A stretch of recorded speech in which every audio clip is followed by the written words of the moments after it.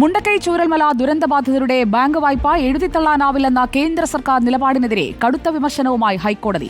ഭരണഘടനാ അധികാരം ഉപയോഗിച്ച് വായ്പ എഴുതിത്തള്ളിയില്ലെങ്കിൽ കേന്ദ്ര സർക്കാർ അശക്തരെന്ന് പറയേണ്ടിവരുമെന്ന് ഡിവിഷൻ ബെഞ്ച്. ഓരോ ദുരന്തത്തിലും വായ്പ എഴുതിത്തള്ളാൻ ബാങ്കുകളെ നിർബന്ധിക്കാനാവില്ലെന്ന കേന്ദ്ര സർക്കാരിന്റെ നിലപാട് ഹൈക്കോടതി അംഗീകരിച്ചില്ല. വായ്പ എഴുതിത്തള്ളുന്നതിൽ നിലപാടറിയിക്കാൻ കേന്ദ്ര സർക്കാരിന് ഹൈക്കോടതി 3 ആഴ്ച സാവകാശം നൽകി.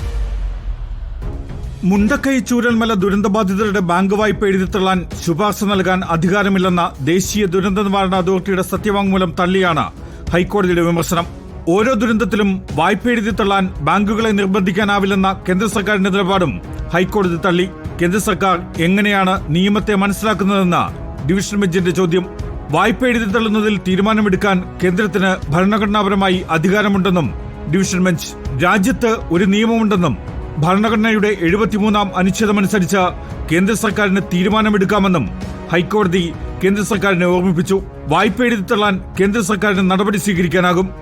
ഇല്ലെങ്കിൽ കേന്ദ്ര സർക്കാർ അശക്തരെന്ന് പറയേണ്ടിവരുമെന്നും ജസ്റ്റിസുമാരായ doctor AK Jayasankaran Nambiar, PM Manoj എന്നിവർ ഉൾപ്പെട്ട ഡിവിഷൻ ബെഞ്ചിന്റെ വിമർശനം. ദുരന്തബാധിതരുടെ ബാങ്ക് വായ്പ എഴുതിത്തള്ളുന്നതിൽ തീരുമാനമെടുക്കാൻ കേന്ദ്ര സർക്കാരിന് 3 ആഴ്ച കൂടി സാവകാശം നൽകി.